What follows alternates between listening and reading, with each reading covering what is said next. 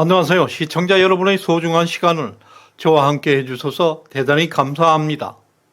여러분의 끝없는 관심과 많은 댓글은 저에게 큰 힘이 되고 있습니다. 오늘은 9월 6일 수요일입니다. 현재 민주당은 겉으로는 협치와 타협 그리고 상생의 정치를 애원하면서 윤석열 대통령에게 예수나 부처님 같은 성군이 되고 달라고 호소를 거듭하고 있습니다. 그러나 그들은 윤석열 정부를 전체주의자, 극우 정부라고 무차별 공격하고 있습니다. 대한민국은 종북주의자와 결별하고 자유민주주의 정체성을 향한 전환기를 지나고 있습니다. 우리는 역사적 전환시대에 강력한 정부를 선택했습니다. 우유부단한 리더십은 공동체를 위험에 빠뜨릴 수가 있습니다. 국민은 윤석열 대통령의 강력한 법치를 바라고 있습니다. 윤건영 민주당 의원은 지난 9월 5일 국회에서 통일부 김영호 장관과 대정부 질문하는 과정에서 이념적으로 큰 오점을 남겼습니다. 김영호 장관은 경남 진주 출신, 서울대, 미국 버지니아 대학교에서 정치학을 전공한 지식인입니다. 그는 한국 정치학 분야에서 뛰어난 전문가로 꼽히고 있습니다. 반면에 윤건영은 문재인 청와대 핵심 참모로 알려지고 있습니다. 문재인은 김일성주의자로 평가받는 것처럼 윤건영 또한 국민대 운동권 출신입니다. 이런 점에서 김영호 장관과 윤건영 의원은 성장 배경, 가치관, 국가관 그리고 이념은 마치 물과 기름, 하늘과 땅처럼 극명한 차이를 보여주고 있습니다. 김영호 장관은 2017년 대학 교수로서 문재인 정부 초기 한국자유회의를 창립하면서 우리 자유민주 지성인들은 시대착오적인 전체주의 대두에 결연히 맞서 싸워 나갈 것이라는 선언문을 발표했습니다. 이 선언문의 핵심은 전체주의 세력, 그 맹종 세력, 추종 세력들에게 속거나 굴복해서는 안 된다는 것입니다. 한국자유에 참여한 지식인들을 의원님께서 전부 다 극우다? 그거는 그 지식인들뿐만이 아니고 저로서도 받아들이기 어려운 그런 문제다 이렇게 생각합니다. 예, 장관님께서 그렇게 이야기하실지 모르겠지만 국민들은 다 알 것이라고 생각을 합니다. 아니 근데 어떤 장관님하고 지금 근데 의원님 어떤 국민들이 그렇게 생각한다고 하는 얘기죠? 예. 네. 예. 대다수 국민들이 그렇게 생각할 것입니다. 오늘 이 자리에서 의원님, 어떤 대다수 장관님의 국민이 그렇게 답변을 생각한다는 듣는 거죠? 것만 보더라도요. 대다수 국민들은 그렇게 생각할 것입니다. 학자들이 모여서 한국자유회의 선언문이라는 것을 발표를 했고 그것을 무슨 감추고 있는 것도 아니고 공개적으로 얘기했는데 어떻게 의원님이 마음대로 그걸 한 정치인이 그런 지식인들을 갖다가 극우다 이렇게 단죄를 할 수 있는 겁니까? 예, 장관께서 주도해서 만든 극우 보수 단체입니다. 화면을 봐주시죠. 근데 이 단체의 창립 선언문 중에 일부입니다. 제가 한번 읽어보겠습니다. 전체주의 위협의 대두에 결연히 맞서 싸워나갈 것을 선언한다. 전체주의파 모두와 맞서 싸워나갈 것이다. 장관님 기억나십니까? 네. 이번에는 또 다른 문구를 한번 봐주십시오. PPT 띄워주십시오. 우리는 전체주의 세력, 그 맹종 세력, 추종 세력들에게 쏟거나 굴복해서는 안 된다. 장관님 이 말 누가 말인지 아시겠습니까? 네, 여기 보니까 윤석열 대통령께서 하신 말씀입니다. 예, 바로 윤석열 대통령의 광복절 경축사입니다. 불행하게도 윤건영 의원은 이 선언문을 문제 삼아서 김영호 장관을 극우주의자, 전체주의자라고 몰아붙였습니다. 문재인 청와대에서 이런 수준의 인사들이 활약했다는 것은 대한민국이 지난 5년 동안 적화되지 않았다는 것이 오히려 신기할 정도입니다. 저 선언문 안에 전체주의나 극우 성향을 나타내는 어떠한 문구나 표현도 없습니다.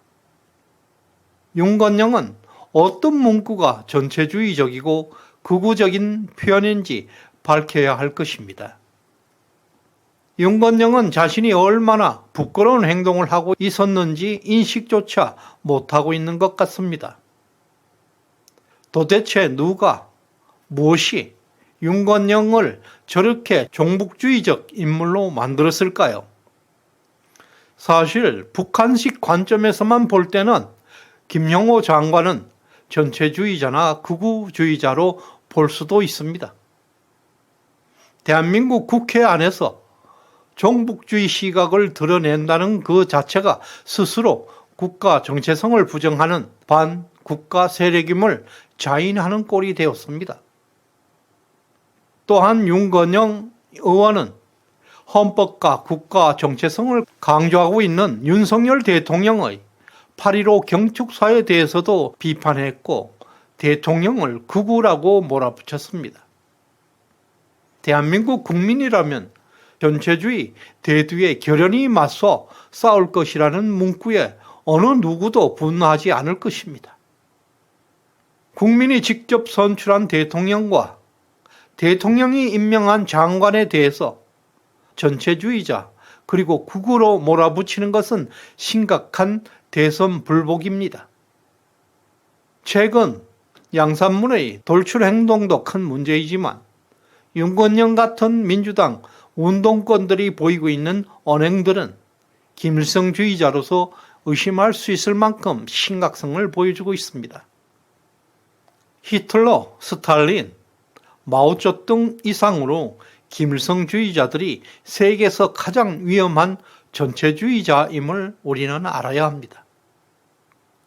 그들은 오히려 윤석열 정부에 대해서 전체주의로 몰아가면서 극우라고 적반하장으로 국민팔이 선동을 하고 있습니다.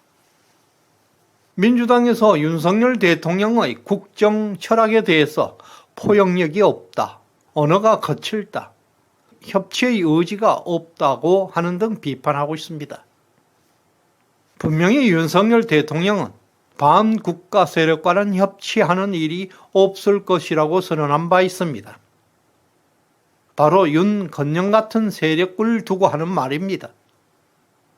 국민이 선택한 윤석열 정부에게 전체주의와 극우로 몰아붙이고 있는 이들과 어떻게 국정을 논할 수 있겠습니까? 지난 대선에서 국민들은 윤석열 대통령을 선택한 이유는 강력한 리더십 때문입니다. 윤석열 대통령은 터프하고 솔직하고 불의에 굴복하지 않는 용기와 카리스마를 가지고 있기 때문에 선택받았습니다.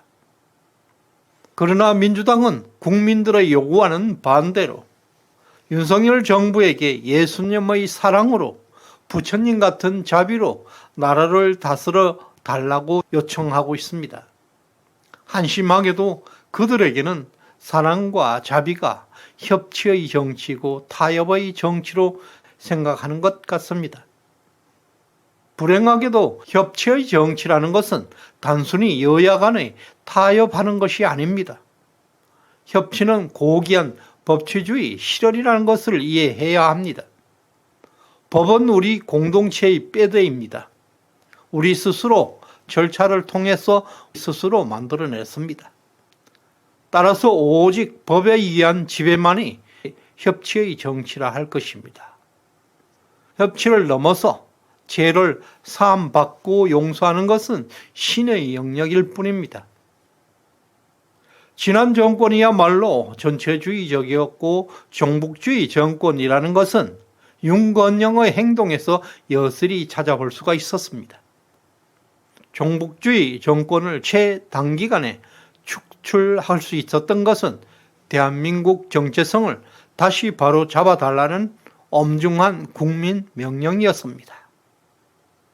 이 중대한 시기에 윤석열 대통령은 전환기의 지도자로 탄생하고 있습니다. 감히 누가 전체주의자라고 딱지 붙일 수 있겠습니까? 감히 누가 극우라고 할 수 있겠습니까? 다행스럽게도 윤석열 대통령은 전환기 리더로서 강력한 마키아벨리적 리더십을 발휘하고 있습니다.